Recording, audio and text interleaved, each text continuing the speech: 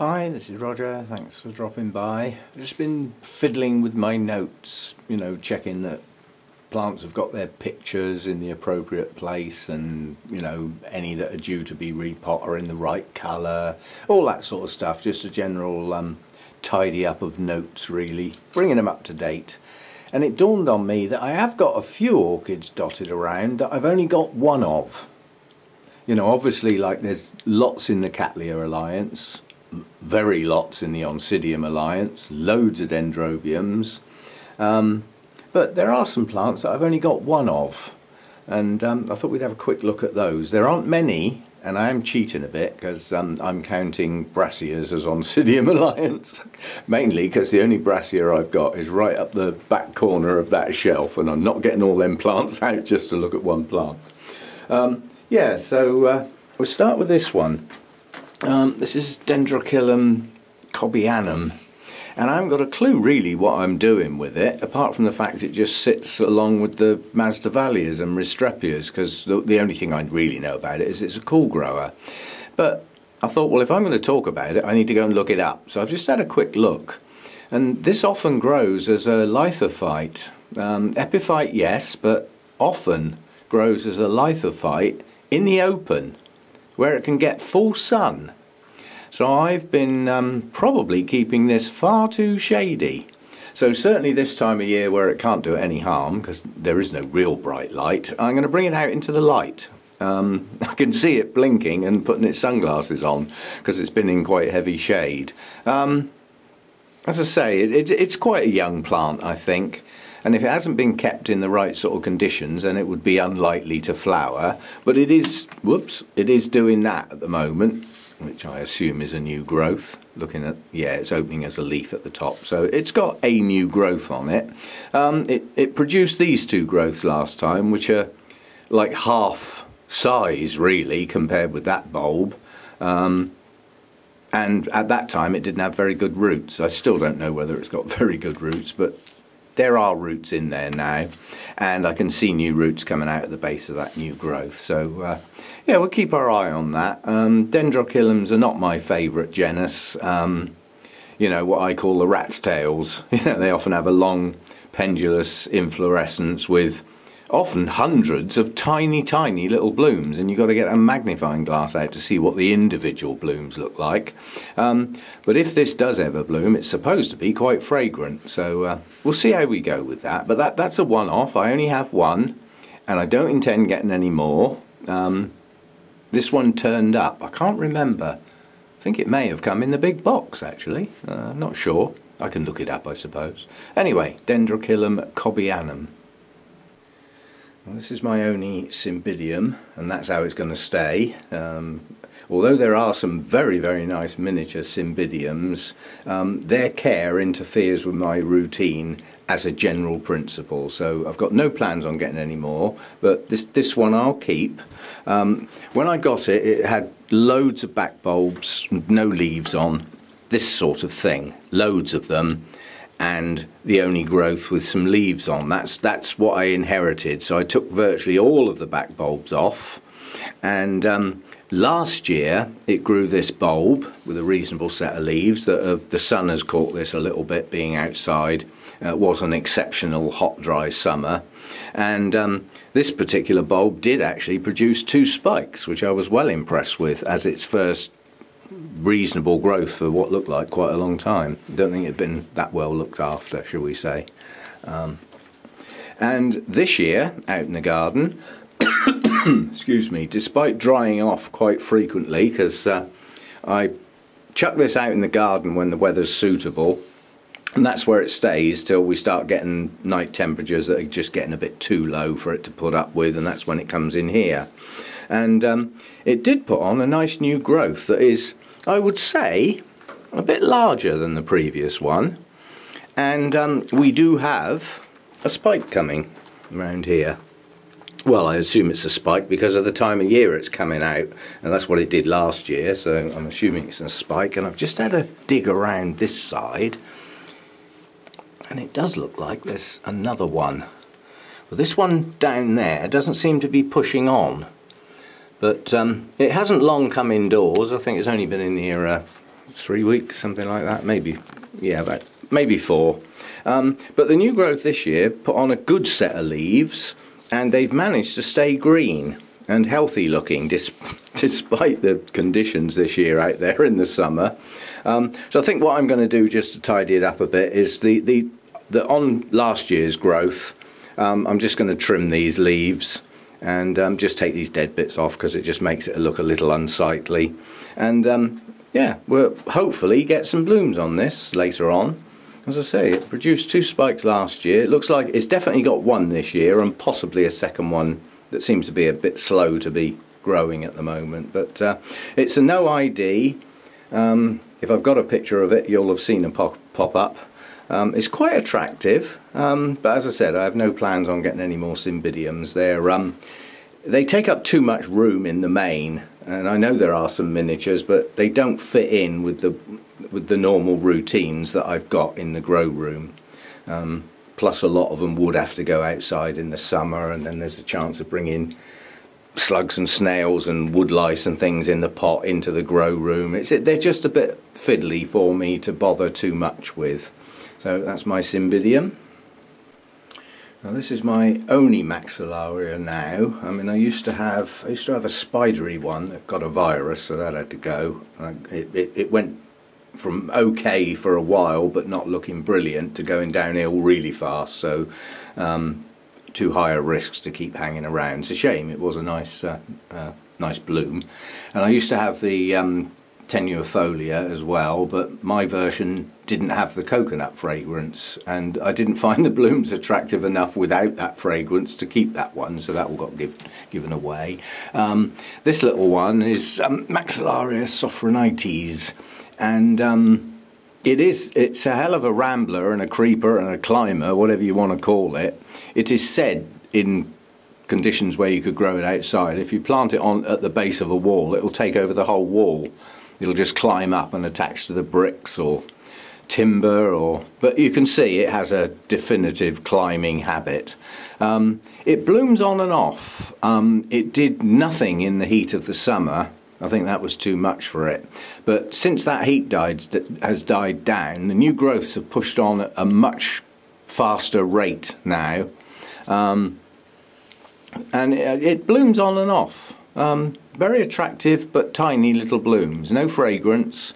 And as orchid shapes go, I think the nearest thing you could say that was possibly a Disa. It's got, 3 distinct sepals that form most of what you're looking at. So yeah, but quite attractive nonetheless. Little tiny splash of yellow in the centre, and as I say, that was mounted for quite a while, but most of it headed off into the air anyway. So I thought, well, we'll try it in a pot where I'm at the base of the plant can now stay well hydrated. And obviously, if it's in its nature to climb, when it gets rained on, the aerial roots would get wet, which I don't do, only in the summer when it's really warm. But nonetheless, it can feed itself up through the rhizomes as they climb up. So yeah, it's growing okay, and quite a lot of new growths on it. Many more pushing on, and little blooms every now and again. So that's Maxillaria sophronites. Well, this is my only Psychopsis now, and I used to have another one, but that turned its toes up basically. Both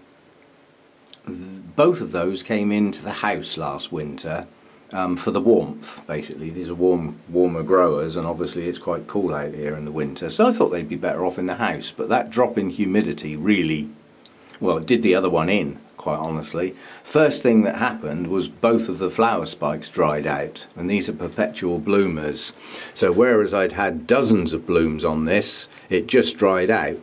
Now luckily it's branched, and if it hadn't done that, I think it would have been under the hedge by now. But you can see that spike's dried right back to that point. So this is its only hope for a bloom somewhere down the line. Whether this is going to turn into a spike followed by a bud, or whether it will just be the bud and then it will start doing this repeated budding and blooming over a long period.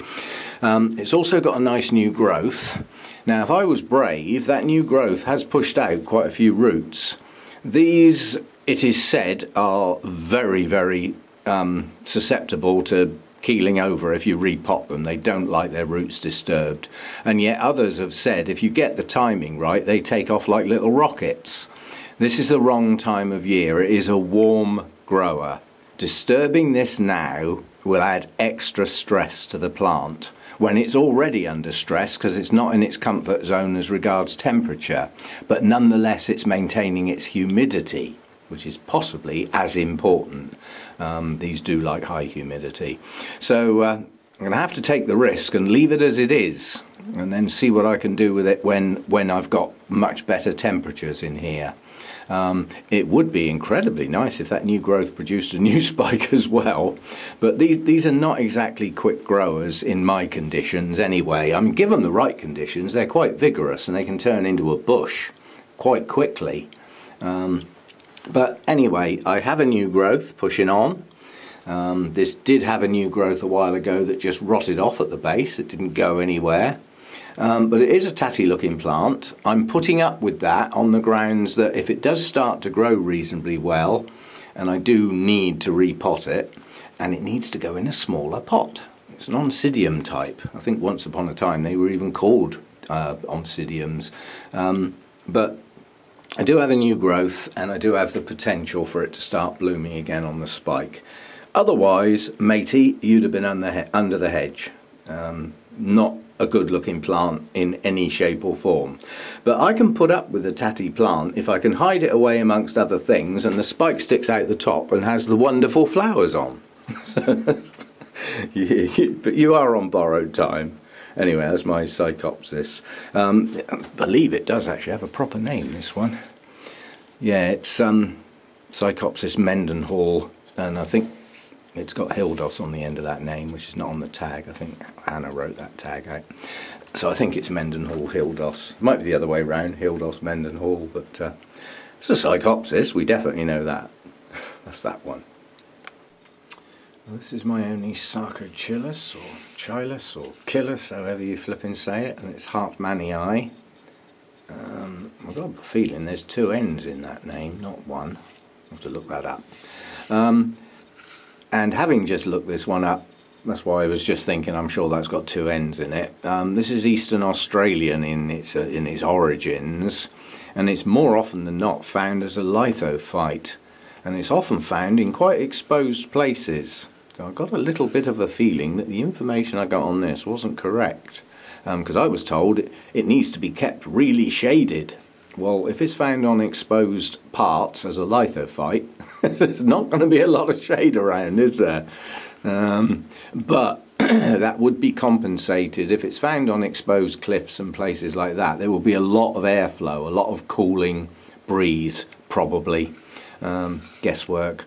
But I think I'm going to bring that one out into a bit more light. Certainly it's not going to hurt it in the winter because the light's not strong enough anyway. So I think I'm going to give that a bit more light. And the fact that I now know it often grows as the lithophyte, I think that needs mounting. I think under those circumstances the roots would probably be in a position where they would like a bit more air around them perhaps. I think I'll try mounting that. Not now. I mean, it is producing a new leaf and it has got actively growing roots. There's a root tip heading out top of the pot there. But it probably wouldn't be the best time to disturb it now, you know, as we're in winter. I'll wait till it's got, you know, better conditions and for that reason only, probably spring is a better time to do it. But it is growing. So yeah, that's my only, however you say it. It's a young plant. I don't know how far off blooming it is. I don't know what a mature one even looks like. So that's that one. Well, this is pushing the boundaries of the theory of this video. This is my Rhynchostylis gigantea, and I have actually got two of them, but they are the same. So I still have only got one Rhynchostylis, if you see what I mean. And these are an embarrassment to me, these really are. And I know what's wrong, and I just keep not doing anything about it. These need a fast wet-dry cycle. If their roots stay wet, they often rot. Yeah? So I took them out of bark where they were staying quite soggy, they weren't drying fast enough because of the size of that basket, and left them bare rooted. And now they don't get anywhere near enough hydration. So I need something like some lava rock or something to get some extra moisture around those roots but not keep them soggy. So next time I go somewhere, which may be today actually, just watched Rick's video and going on about the kelp max, you know, some form of seaweed type supplement, and the stuff that's in that you won't find in fertilizers, I know is important. And I did actually have some of that once, and I did actually use it. But then when it was all gone, I didn't bother getting any more. So I think I might start introducing a bit of that into the feed. It does make sense. As I say, it's you know, it's not only fertilizers that plants need. They do need, you know, some help with hormones and auxins and various things like that. And also, with Rick's information, backed up by looking at the plants. There's not theory. And that I need that. If somebody just spouts off in words and doesn't give me any backup, I'm going to be dubious. But when somebody shows a set of phalaenopsis as good as that, and then says that the treatment they've had includes high potassium, like I've said, when somebody speaks and backs it up with good-looking plants, I listen. So although my regular MSU fertilizer has got a balanced set of nutrients in it, I wouldn't say it was high in potassium. I'd say it was average. It's around the same number as the nitrogen. You know, that's the N and the K. But I suppose I could show you this now. It's a bit of a sidetrack, but I got this out to have an extra look at it. This is my outdoor fertilizer that I use on my bonsai, and you might not be able to read it. If I hold it still, you might be able to. If you look at the analysis, it's got two types of nitrogen in there, totaling, so the N part of this is 12.5. It's half ammonial nitrogen and half nitrate nitrogen, so that's okay. Nitric nitrogen, so that's okay. I mean, I wouldn't normally introduce ammonial type nitrogen into my plants, especially in the cooler temperatures, because it won't work as well. But moving down the list, when you get to the P element, well, for a nitrogen of 12.5, a P value of 5 is okay, but look at that K value, 25. That's high in potassium. Now obviously I look down the rest of the list, because if I'm going to use this, I need to know what else is in it. And it's actually got everything in it except calcium. There's no calcium in there whatsoever. Well, because this is designed for the garden, it's obviously assuming that there's enough calcium in your tap water, which is what most people would be using in their garden. But you know, that's a bit of an assumption. It's got the other micro elements. It's even got suitable iron in it. So I'm off out for other reasons, but while I'm out, I'm going to drop in the big garden centre that's not too far away and see if I can get some calcium nitrate as a separate element. And while I'm there, I'll have a look round and see if I can see any type of lava rock or something along those lines, some big chunky charcoal that's not soaked in kerosene for starting your barbecue with, or just see if I can find something to put in that basket to help. And I don't want to start adding moss in there, because that in theory could stay wet too long. Although if I just put some dangly bits of moss, not packed in or anything, that might help. I'm thinking on that at the moment, but I'm thinking of giving this a go. And while I'm there, if I can find some calcium nitrate as a separate element, I'll get some. That gives me total control without, because nearly every source of calcium that you come across has got the magnesium in there as well. And I'm not too keen on stonking that up. I can't say specifically why, but you know, I'm okay with calcium going over the top even, you know, but that one I'm a bit more dubious about. And while I'm there, I can get some seaweed stuff, see what they've got. So yeah, I'm thinking of giving that a go. If you think about it, not this autumn, but the autumn before, I was seriously thinking of starting to feed my plants as I headed into winter with a very low nitrogen feed. which would have been higher in potassium relative to the nitrogen, simply because it has a hardening off effect. That's why it's often used in gardens, you know, with plants about to go into winter. It gives them winter hardiness and sturdiness to survive more adverse conditions. But nonetheless, I mean, Rick is adamant that the high potassium value is why he's got Phalaenopsis with 6 or 7 spikes on, and existing spikes that are branching all over the place while producing several new spikes. Whereas a lot of us sit around with our Phalaenopsis praying for one new spike, or jumping up and down really excited because we've got one new spike. Well, if that's how ours are growing compared with how Rick's are growing, what we do is play spot the difference, and Rick will tell you. So, you know, another plug for Rick.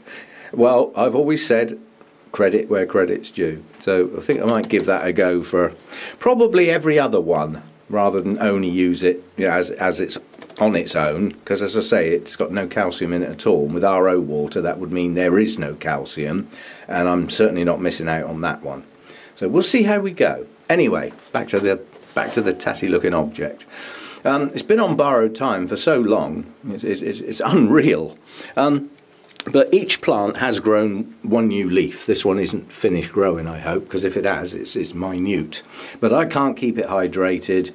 The striping on the leaves on this particular plant is sort of natural, but these are very pale in colour. This should be a deeper green than this. It should be more like this leaf, a deeper green, with the veining showing through.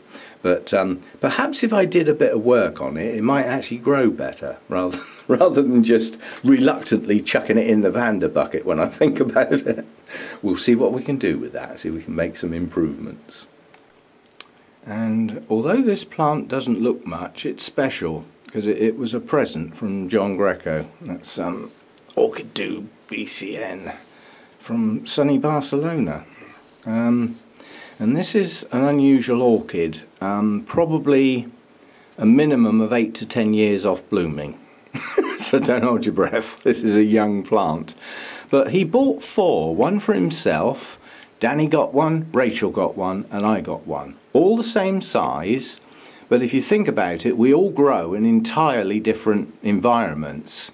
Danny's got the extra day lengths and the warmth, being down in Cyprus. Rachel's got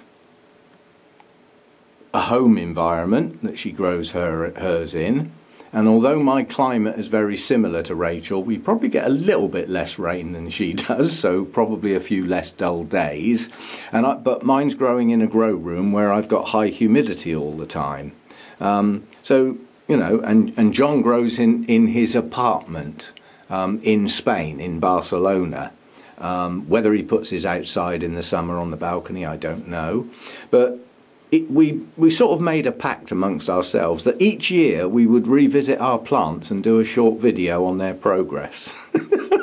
And I think it's going to be 3 or 4 years before we see any flipping difference. It's a slow grower. I do have some active roots in here that I'm pleased about. As it gets bigger, it will probably get mounted, but for now it's going to stay in its pot. It's been disturbed once already. It's grown this leaf this year, so that's this year's leaf, and it's just started a new one. So it's still alive, it's still growing, but it is an unusual orchid. It produces massive flower spikes up to 10 feet long, with 2 distinct type flowers. One set of flowers near the top of the spike and one set of flowers near the base. They're totally different colours. It's an unusual plant. I doubt if I'll ever see the flowers, but who knows. And that's Dimorphorchis lowii. As I said, there's 4 of these on the circuit that should be revisited at, I forget what time of year it is, about May I think it is, but we sort of agreed that each year we would all revisit our plants so that they all come up on YouTube at roughly the same time, so that we can have a look and see how they're doing. I mean, it's growing and it's got roots. There's not much more I can say. Its rate of growth is incredibly slow. Now, personally, I'd expect Danny's to be doing better because she's got the regular day lengths or better day lengths and the warmth and the extra light associated with that climate. But then John's got a similar climate in Barcelona, not quite such long days, but he would have the warmth a lot of the time. But then if it's in an apartment, that would reduce the light down. So, as I say, 4 totally different environments, all with the same sized plant at the same stage of development when we got it. I think that's my longest leaf now, just for some comparison. But anyway, it's growing. Okay, that's it for this one. As I say, it's an unusual video, random sort of orchid genera, but I've just picked on those because there's only one of them. They often get neglected as far as filming is concerned, and they're not all good plants in that one-off type section. But nonetheless, I think, yeah, most of the plants we've just looked at I've actually had some time. Certainly the Maxillaria I've had quite a while. Those ugly Rhynchostylis things I've had far too long. I'll leave it at that. Oh, and I've just noticed, I'll just point the camera because I'm not getting the plant down, but this Cattleya, the blooms are lasting really well. Last time I filmed that I said, oh, and the buds up the back are nearly opening. Well, they are opening now. So I was surprised that these lasted long enough that this spike could actually catch up. So yeah, 2 spikes open at the same time, and that was unexpected. I didn't expect that to happen. So yeah, tomorrow's Sunday morning chat won't be live, I'll say in advance, so don't all set your alarms and get up at silly o'clock expecting me to be live tomorrow. It'll just be a normal video tomorrow. As I said, that live thing was good fun and I will repeat it, but it is at a time of day where I'm excluding quite a few of my viewers just by definition because of the time of day in the UK and the time zones around the world. And it's something I would need to do probably during the daytime when I've got reasonable light. I'll have a think about it. I mean, I suppose I could do it with the lights on, because an ideal time in the UK is like Sunday evening about 6 or 7 o'clock, because that makes it, you know, sensible daytime temperatures. I was going to say times in the USA. It's possible that Australia can get in and some of the Far East, and obviously a good time for Central Europe and everything like that. So that is an ideal time, but it's pitch dark in the UK now at that time of day. I could only do it live if I had the lights on. But given that it's done with a webcam that is fixed for the broadcast, if I position that in such a place that it points at where the lights are shining, the lights won't get in the camera, because you definitely don't want that. It's far too bright. But I'll have a think about it, but certainly not tomorrow. Maybe another time. And thanks for dropping by. See you next time. And those of you that have found me on Instagram, don't expect huge amounts of activity over there. I'll be quite honest, the main reason for having that account over there is to get some pretty pictures up, and to get the link back to my YouTube channel. That's the selfish reason I've opened the Instagram account, is to get people from that arena and that environment, which I'm not very active in, back to my YouTube channel. My Facebook account really is for friends and family. There have been a few occasions where I've allowed other people in because of the need to exchange personal details, and Facebook Messenger is a little bit more secure than mucking about on YouTube, especially now YouTube's lost its sort of private function in the background. So yeah, I keep that private really, so don't go expecting to light up on Facebook, because it doesn't happen, and I don't put anything to do with orchids on my Facebook account. I did once upon a time, a long time ago, but I don't have much to do with that. So YouTube's my thing, that's where I live, that's where I work, that's where I put the effort in. But I will keep the Instagram account updated every now and again, you know, when new blooms come along or first time bloomers, things like that. Anything of interest I'll pop up there. But it is a pictures thing, it's just a picture. And I feel more comfortable with this thing in my hand, a video camera, waffling away ad infinitum, as you know. See you next time. Bye for now.